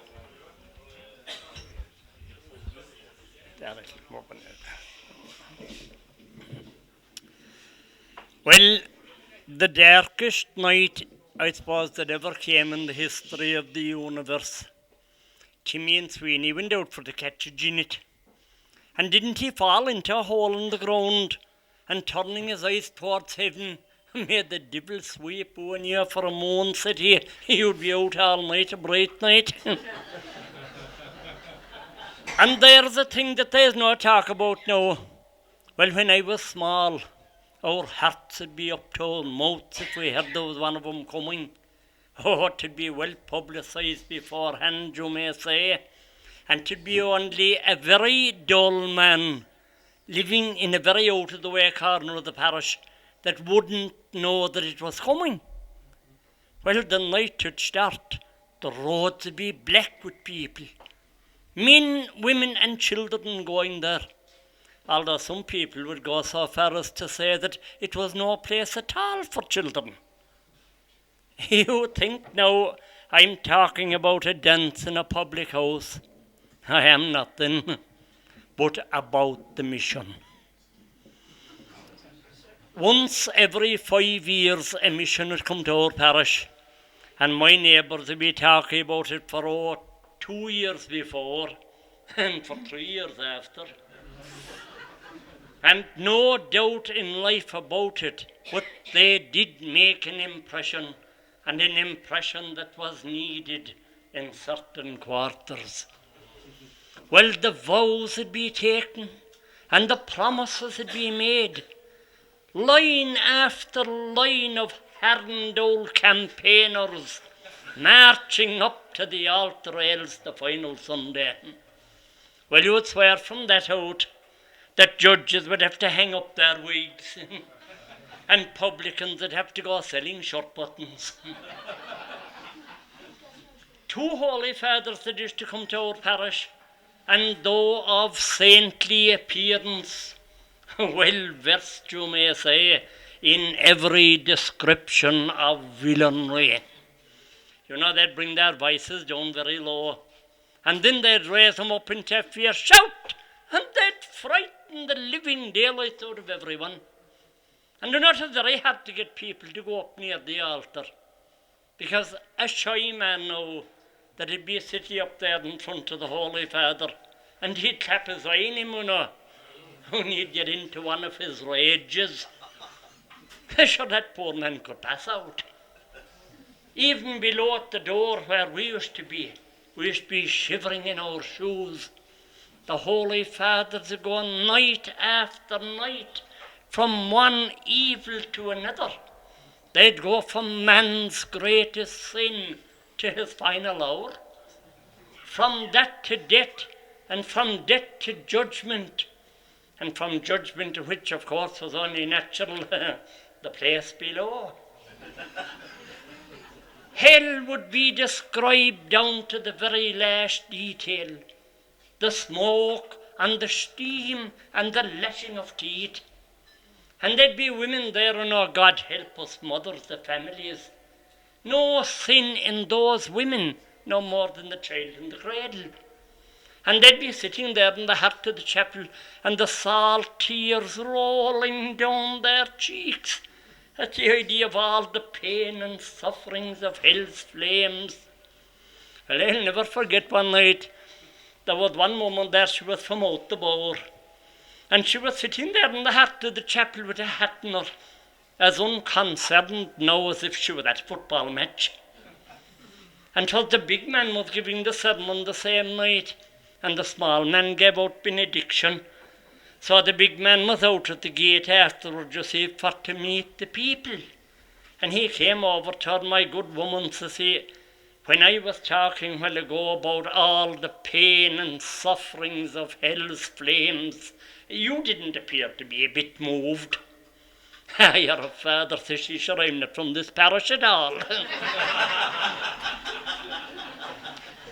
And so it would go on, and halfway through the second week, we'd be approaching grace.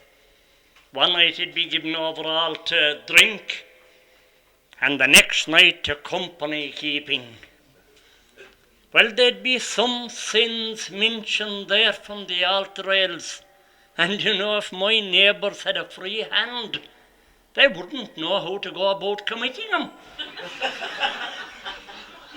And the final night it'd be glorious, you know, there'd be old lads there with no note no more than a crow, and they're trying to sing, never will we sin again. And the big blaze of lights for the renewal of the baptismal vows. Do you renounce the devil? We do. I'm telling you, if the bucko with the horns put in an appearance that night, he'd get a dose of his own medicine. They'd set fire to him with the candles. And poor Timmy and Sweeney, you know, he got caught coming to the mission without a light in his trap. And with the excitement, didn't he forget his holy candle? And he was sitting up there in front of the Holy Father, you know, with one hand as long as the other. And the Holy Father came on and put his name, my good man, says him, where's your candle? And Sweeney got awful excited, you know, at the idea of being spoken to like that in front of everyone. And he had a bit of a stud, you know, and he says, damn it, Father, that's the second time tonight I'm caught without a light. Monday morning, we'd all returned to normal life. Well, I'll never forget one Monday morning, I was over there in the forge.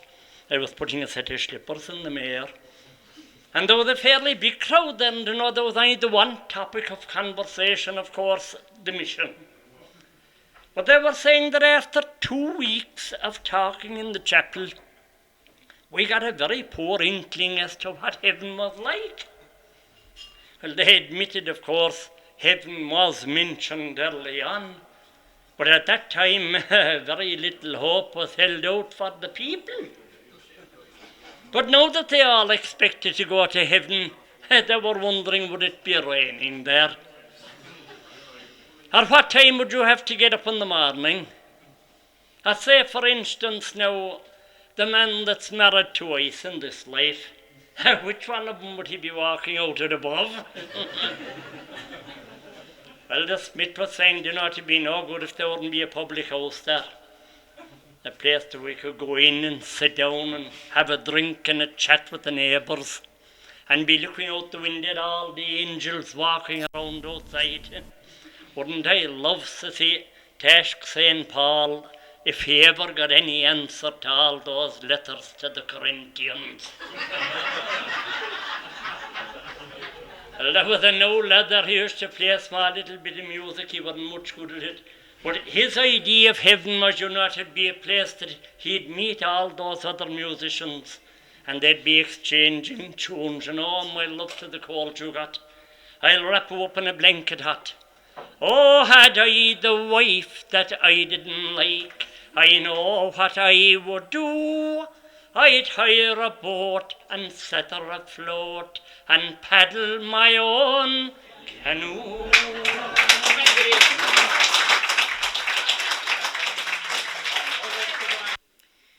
On the first day of January, 1892, they opened Ellis Island and they let the people through.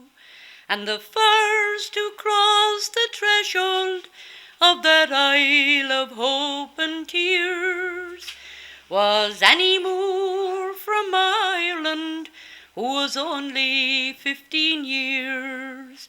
Isle of Hope, Isle of Tears, Isle of Freedom, Isle of Fears, but it's not the isle you left behind. That Isle of Hunger, Isle of Pain, Isle you'll never see again. But the Isle of Home is always on your mind. In the little bag she carried all her past and history, and her dreams for the future in the land of liberty.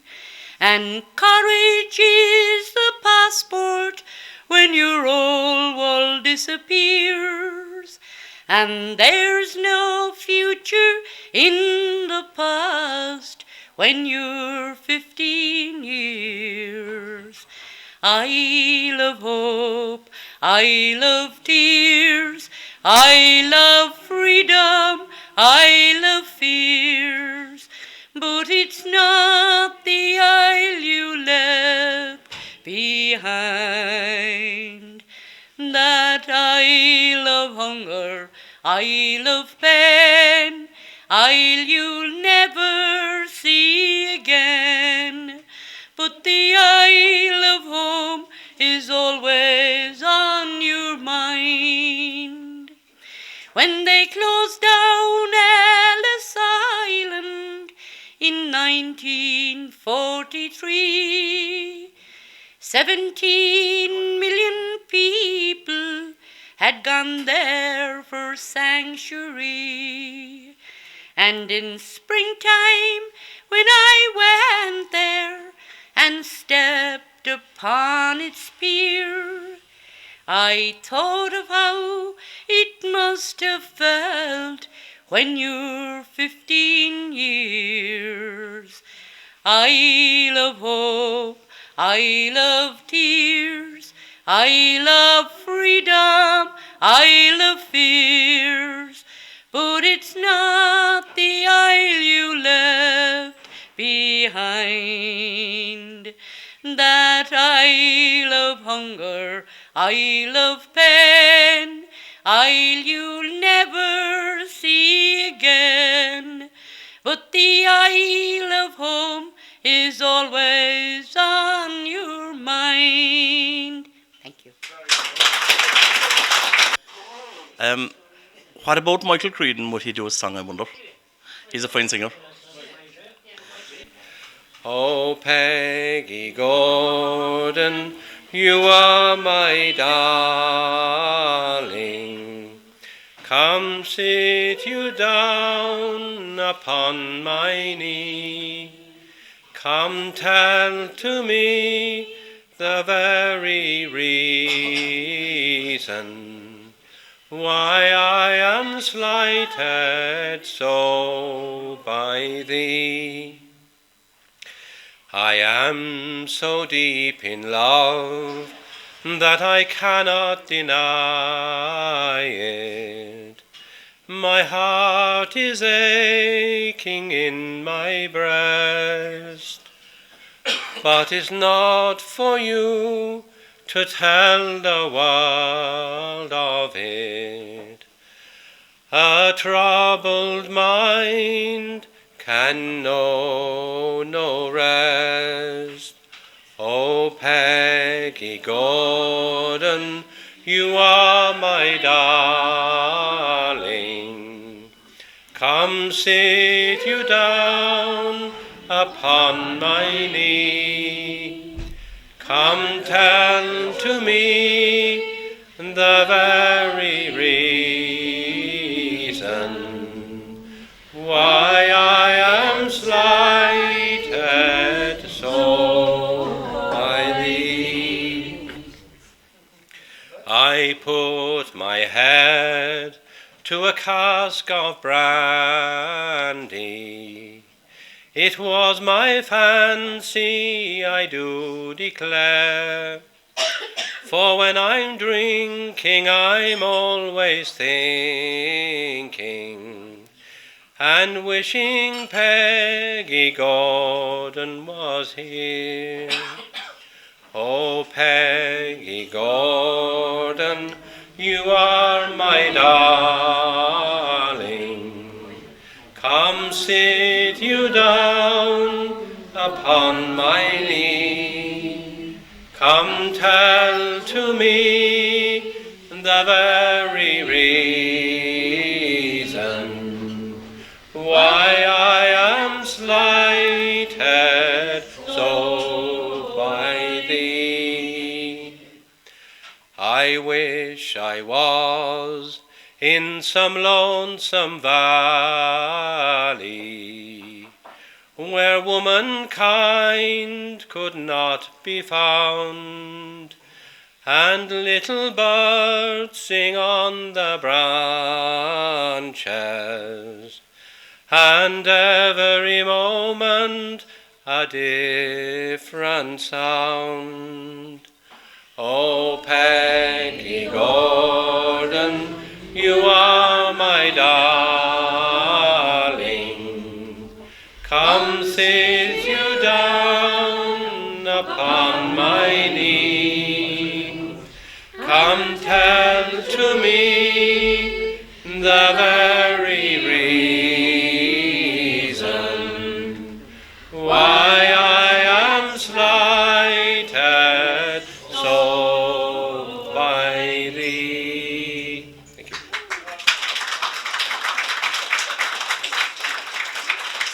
Just before we go, we have heaps more to get at. I think the proprietress, Mary McSweeney, she wants to have a couple of words. She thought that maybe some of the Scottish people or some of the local people might be gone home, and I think she wants to appreciate every one of you here. So I think I would like to take this opportunity to thank you for coming here today. Some of the people from Scotland, I think, have left already, but to any that are left, they can convey my appreciation of their coming, and on behalf of the Heritage Group and the people of Ballinagree, and especially to our humble abode here, I would like to thank you for coming. A special word of appreciation to Eddie Linehan, who amazed us with our stories. Also everybody that took place, local and far away. thank you again, and I hope to see you later.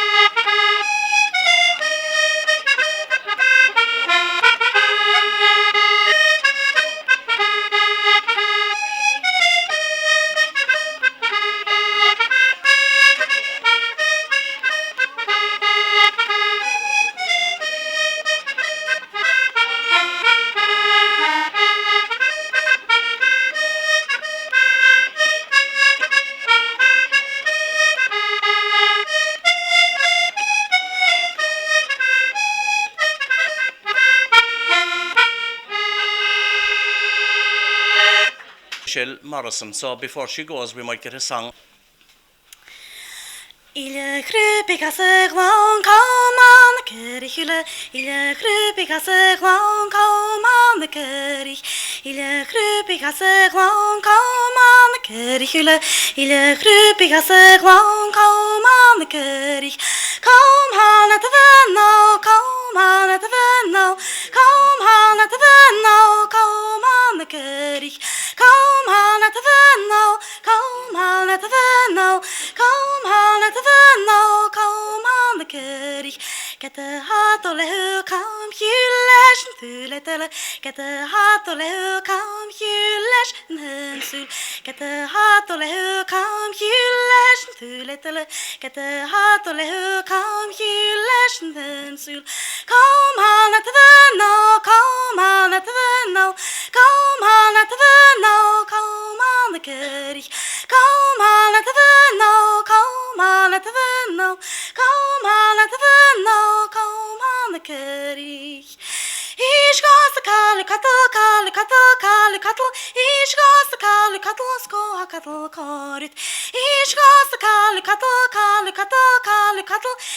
goes the cattle sko a cattle corit lepi yardi tevin henna lepi yardi tevin henna lepi yardi tevin henna call mo henna var lepi yardi tevin henna lepi yardi tevin henna lepi yardi tevin henna call mo henna var ich goes the cattle ich goes the cattle sko a cattle corit ich goes the cattle ich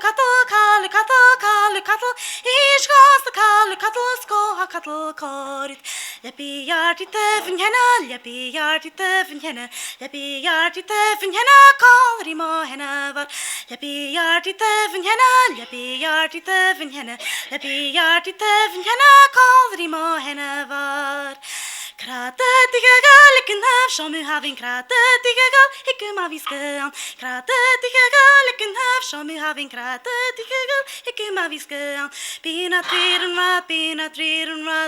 triren rat shir kharchte dich bina triren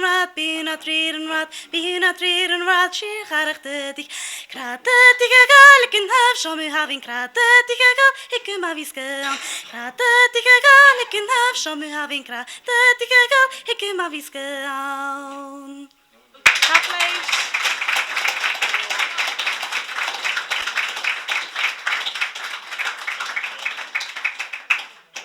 That was lovely. I think Roxana is going down to the hotel too. They're going away for an hour, but I think they're going to be back again. And I think she has something very nice about a shipwreck or something, is it? And this is something new. I haven't been on a shipwreck. Well, not on a water shipwreck anyway. Right, Roxana, I'll hand it over to you.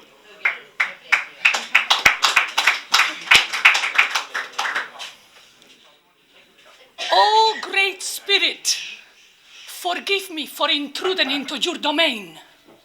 I should not try with my limited intelligence to grapple with the enigma of life. But I've been alive for 100 years and witnessed the white man's conquest of a new continent that was as remote as Atlantis in the spring of 1842. That was when he used the wind to propel his boat across the water and either walk or rode a horse upon the land. It was before he had been entrusted with a telescope and enlightened about the law of gravity and the mysteries of the atom. What I wonder with my intrusion is whether he has used your gifts with wisdom or merely as contrivances to achieve what he calls progress. He is facing a spring that will be silent, for birds are passing away in the Stuarian kindergartens from pesticides. They drift into shore on waves, embalmed in oil, and their eggs are infertile from the chemicals of death that pollute the air, land, and water. O great spirit, teach the children of the white man to appreciate the simplicities and wonders of nature. Give them the formulas for freeing the air, water, and land from the poisons that have traumatized their environment.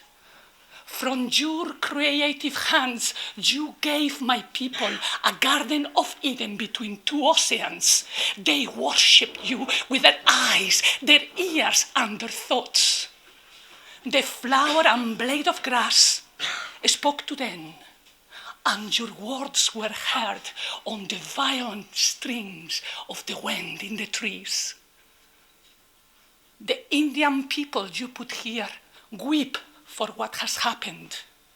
They have a sturdy background of morality is discipline. Forgive those who try to remake them into the image of the white man, and let the wealth of their heritage be preserved as a vital force in the world, and not entombed in museums or consigned to oblivion.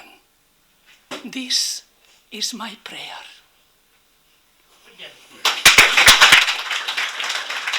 Maybe will we get a bit of a start there, maybe from Stephen Roach or Stephen O'Rourke? A little short story.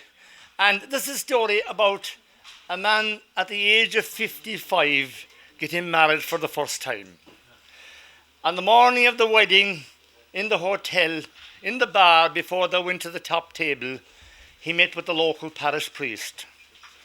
And the parish priest said, "Johnny," he said, "is there somebody missing?" He said, "Somebody very important missing from this group this morning. I don't see your father here." "Oh no," he says, "my father couldn't come at all today," he says, "because he's actually at another wedding today." And the priest says, "And what wedding is more important than yours?" "Well," he said, "he had to go to the other wedding," he said, "because it's my grandfather getting married. He's getting married also today." And the priest said to him, "And what age is your father?" "He's 72, he said. "And what age is your grandfather?" "Oh, my grandfather's 93, he said. "And do you mean to tell me," says the priest, "that your grandfather getting married again at the age of 93? "Oh, he said. "Ah, well," he said, "it's not a matter about getting married." He says he just had to.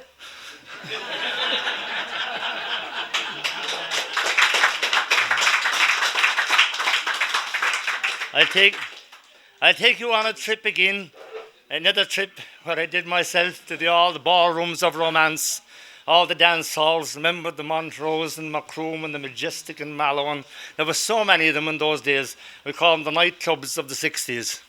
And there were a lot of songs written about these 5 or 6 years ago. So I thought I'd put my hat into the ring and do a few verses about our own dance halls around our own part of the country. And this is how it goes. Weren't they the good old days? We had a happy time. We danced in the ballrooms of romance in 1969. We left one Sunday afternoon. We went to see Mick Dell out in the country ballroom 5 miles beyond Clonmel. And weren't they the good old days? We had a happy time as we danced in the Eagle Queen Turk in 1969. We went to the Olympic ballroom. We borrowed a Bedford van. Myself and Timmy Joe, John James and Michael John. And weren't they the good old days? We had a happy time as we danced in the Montrose in Macroom in 1969. Central Ballroom in 69 was the place to be. We danced and we sang the whole night long, Ballybunnon by the sea. And weren't they the good old days? We had a happy time as we danced in the Star in Mill Street in 1969.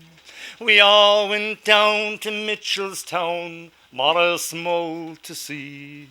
7 of the boys were all packed into a 1600E. And weren't they the good old days? We had a happy time as we danced in the Highland Ballroom in 1969. We went to the Majestic Ballroom where a blonde hit her eye on me, and a pretty little flirt in a mini skirt invited me home for tea. And weren't they the good old days? We had a happy time as we danced in the Eagle Queen Turk in 1969. And weren't they the good old days? We had a happy time and we danced in the ballrooms of romance in 1969. Thank you very much. Maybe we're after coming to the moment when that famous Shanachie from Dunmanway, John Cahill, it's time I think that he makes his appearance. He's very well known all around County Cork and from the radio and far beyond County Cork. So John, maybe you'll be able to make your way up here if you're ready.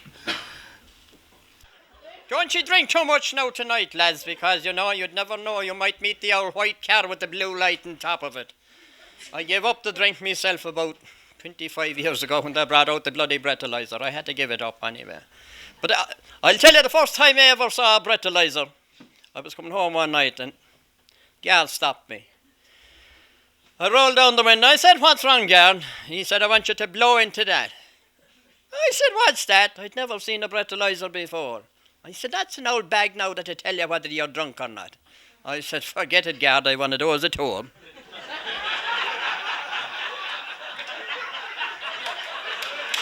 I told that story last night down in Corkmisherry, and 14 women attacked me with umbrellas. So I had to redeem myself by telling another story, and this was a story about two husband and wife, you see. There were too many things weren't going too well between them. You know, picture and no sound.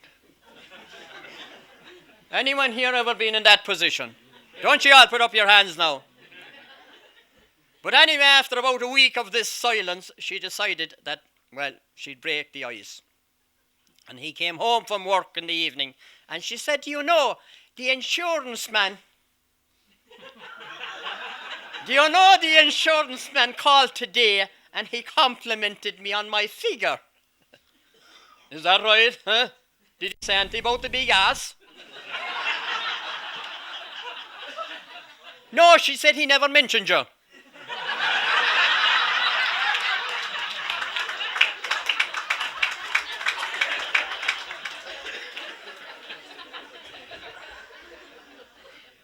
We had a mission in Dunmanway about 3 weeks ago. Redemptionist order. There was one fella in Dunmanway, he was very bad in the drink. Very bad altogether. It was after failing the parish priest to sort him out, and he said to the missioner, there's this fella, he says, he doesn't go to mass, he doesn't go to the sacraments, he said, or anything, and he's then all for the drink. He said, we'll have to do something for him. And they were out walking one day, and they met him. Actually, they met him down by the bank of the river. He was trying to poach an old salmon, I'd say, after the flood. And the missioner said to him, I hear you're not going to mass, he says, I hear you're not going to the sacraments or anything like that. He said, you'll have to, he said, change your lifestyle, he said, and you'll have to find God. Yeah, he said, I'm doing all right as I am.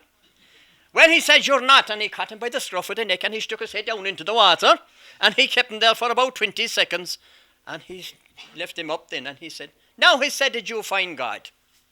No, man said. So he caught him again, and he shoved him down for about 40 seconds. And this time he was gruggling when he came up. There was water coming out of his ears and everything.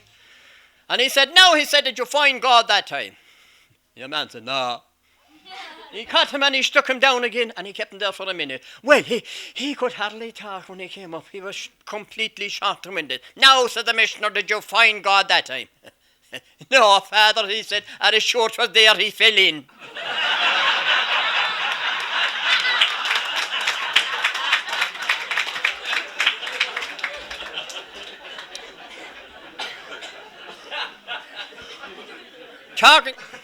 Talking about drink, there was this fella, Mosey Murphy, he was the devil for the drink. And the parish priest was always advising him on the dangers of drink and the evils of drink. And one evening Mosey was coming home from the pub, and he was staggering across the road from one side of the road to the other, and then he staggered up against the parish priest. He was out reading his office, and he looked up from his breviary and he said, well, Mosey, says he, you're drunk again this evening, and look at the length of the road you have before you. Father, he said, in the length of it is bothering me at all, 'tis the width of it, he said. He lived about 1.5 miles outside the town. And he used to have to go up beyond Harriet's Cross. It got its name from the people that lived there. They actually had a pub there, and there was a big family of them, and they all got married, and they went away to England and America. Someone asked the mother one day where were all the family, and she said, they're scattered all over the world and many more places besides. But Mosey never went into that pub only once, the time of the trouble, when the roads were cut and the porter couldn't get into the town. And he went in anyway, and the one girl that was left at home, Johanna, and God help us, God, long ago they said God would strike us sideways for talking about another person's misfortune, but she must have been behind the door when they were giving out the good looks. But anyway, Mosey went in for a pint, and she started drawing the pint inside into an enamel jug, and then she started tasting it into the jug and back out of the glass and into the jug until she had a little head about that thickness on top of the glass, and one so lean winking at the other. Mosey took one slug out of it and out the door, never again to stand inside her. But he was passing up beyond the pub, and Johanna had her back up against the half door and her hands folded under her apron, and she twirling her thumbs and she idling away. Mary, it was a very jolly house inside. And as Mosey passed up, she said to him, well, Mosey, says she, you're drunk again this evening. And did you ever notice a drunk man when he's going? He's fine, but when he stops, it would take him about a minute to maintain any sort of a relationship with the perpendicular. And eventually he steadied himself. He put his 2 hands down on his knees and he says, I am Johanna, but I'll be sober in the morning, but you'll be still ugly. But most of the time he used to go home through the graveyard, and no matter how drunk he was, he'd wind his way in and out between the graves, out over the wall, and 'twas only 3 fields up across the ground in after that. Mick the fiddler used to go home the same way. But Mick wasn't as familiar with it as Mosey, and one night Mick was going home, and there was a fresh grave after being opened, and then they fall head over heels into it. And no way could he come out of it. A fierce, cold, frosty night with the stars shining in the sky. But after a while he said, Mosey'll be coming after short time now and he'll pull me out. Sure, Mosey didn't come for 3.5 hours. And by the time he came, he was legless paralytic. He was full up to there now with drink. He was so full that if he bent over, he'd spill.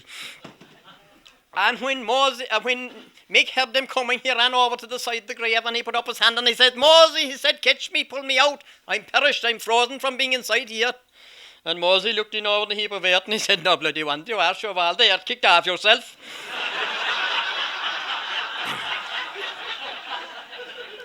In the morning when he got up, the first thing he did, he headed straight into town, into the pub.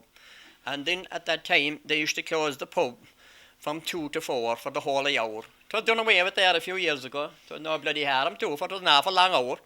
But while that was on, while the whole hour was on, Mosey used to go over across the street into the barber shop, so that as soon as the door had opened again, he'd be ready to go back in, you see. And one day he was inside in the barber shop, and who arrived in? Only the parish priest, for a haircut and a shave. And when Mosey saw him coming, he caught up the newspaper and he held it up in front of his face to be ready at Maria, for fear the priest would be giving out to him about the drinking thing. But after a while he got a bit of courage and he stuck his gob out over the top of the newspaper and he said, Father, he said, could you tell me what causes sciatica? He got the priest thought it was a great chance to have a go at Mosey, and he said, Mosey, he said, I'll tell you what causes sciatica, he said. 'Tis drinking too much, he said, sleeping out in the dyke of the road at night, committing the sin of gluttony, immoral living, he said, all those things cause sciatica. Is that right, says Mosey? I see here in the paper where the bishop is suffering from it.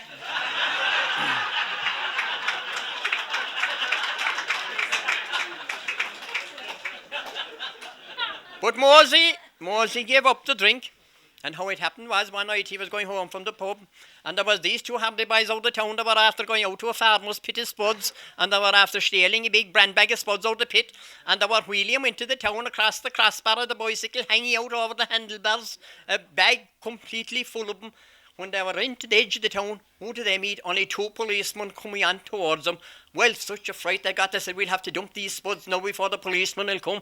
And they were just passing the graveyard, and they hoisted them in over the wall, but with the dint of hurry, didn't that 2 big spuds fall out? And they rolled away down along the curb, down the road towards the policeman, and one of them said to the other, look, let them there now, we'll be coming out, because if we'll pick them up now, we'll get caught. And the 2 hopped in over the wall, and the 2 policemen pedalled away on beyond them, never noticed anything. But when they were inside there, they decided to divide up the brand bag of spuds. They had a half sack each of them, and they wanted to divide them up kind of even, and they said the fairest way would be to count them, but one fella could only count to 7, and the other fella could only count to 11. And after 7 11s and 11 7s, they got all mixed up and they had to start again. So they spilt them all out and they said, look, the fairest way now would be to put every second one into each bag.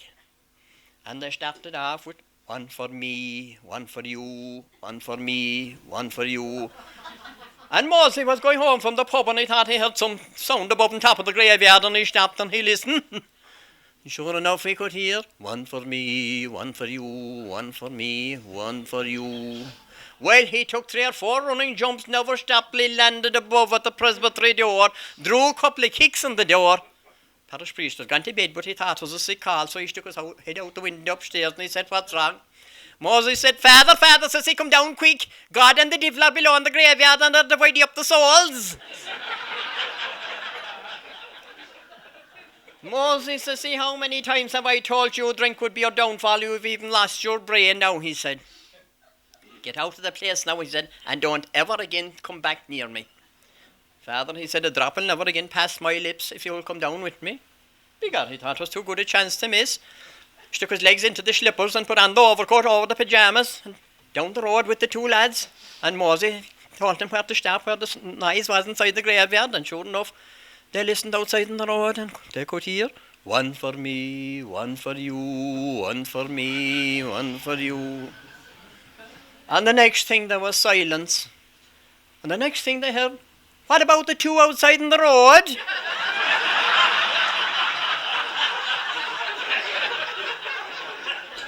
Well, I can tell you the 2 of them went up the road. Ronnie Delaney wouldn't keep up to him. Mosey never drank a drop after that, and the parish priest had lived a better life too. There you go. Thank you very much, ladies and gentlemen. Thank you.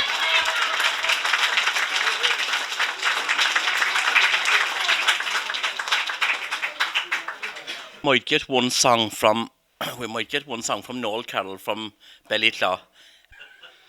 I'm sitting on the cliffs of Moher, looking out to sea. At the broad Atlantic swells below me, a bridge, love, between you and me. Puffins cry above the tide, and seagulls fly through the air. They're calling you back from New York City to your home in the county of Clare. Come back, sweet Annie, come back, for I will be there.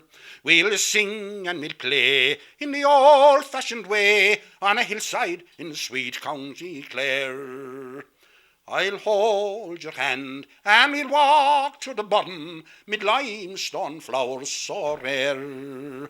The yellows and reds and the gold in their petals will match your blue eyes and fair hair. We'll visit Queen Abbey and famed Kilnasula, where holy men once knelt in prayer. Ah, but how can that be if you stay away, darling, from your home in the county of Clare? Come back, sweet Annie, come back, for I will be there. We'll sing and we'll play in the old-fashioned way on a hillside in sweet County Clare. I'm looking across at the grey Aran Islands, Inishmore, Inishman, Inisheer. They're nestled there neatly, caressed by the ocean, surrounded by water so clear. Ah, but you're in the dust and the smoke of the city, where people pass by and don't care. There's a love and a welcome as warm as the sunshine for you in the county of Clare.